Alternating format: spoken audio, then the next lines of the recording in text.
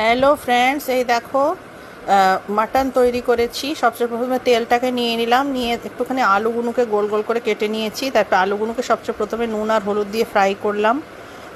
তারপরে এই দেখো পেঁয়াজ বাটা, তারপরে টমেটো, রসুন এসব সব বাটা করে নিয়েছি। পেঁয়াজ বাটাটা দিয়ে দিলাম। পেঁয়াজ বাটাটা ভালো করে যখন ফ্রাই হয়ে গেল, এই দেখো ফ্রাই করছি, ভালো করে ফ্রাই হয়ে গেলো, টমেটো বাটাটা দিয়ে দিলাম। নুন, হলুদ, ধনে পাউডার, জিরে পাউডার, তারপরে মাটন মশলা সব দিয়ে কাঁচা লঙ্কাও বেটে দিয়েছি। দেখো ভালো করে ফ্রাই করা হচ্ছে। ফ্রাই করে ভালো করে যখন ফ্রাই করে নেওয়া হলো, দেখো ফ্রাই হয়ে গেছে, মোটামুটি কষে গেছে। তখন মাটনটা যেটা সেদ্ধ করে রেখেছিলাম সেটা একটু একটু করে এতে দিয়ে দেবো।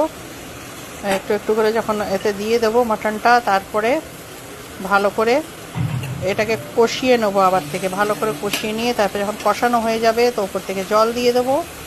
ওপর থেকে জল দিয়ে ভালো করে যখন ফুটে যাবে আলুটাও দিয়ে দেবো। তারপরে দেখো এদিকে আমি ভাতও তৈরি করে নিয়েছি, সাদা ভাত। ডালের ভিডিও আমি নিইনি, আর চাটনি তৈরি করেছি। তারপরে দেখো এই মাটনটা করতে করতে এরপরে আবার থেকে দেখাচ্ছি। দেখো একটুখানি ঢেকে দিলাম।